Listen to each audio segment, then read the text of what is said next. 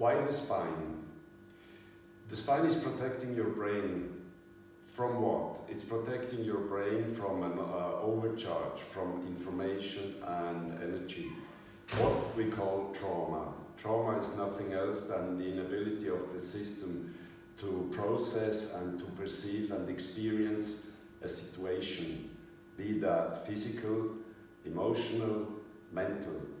So what is happening is the spine is locking up, is bending, is distorting, and this is creating then a dominant tension pattern in your body. And through the spine we can develop what we call spinal gateways, and these spinal gateways allow then, through the wave that is developing in the spine, to take the energy and to disconnect it from the information and allow you to experience the situation that you call traumatic.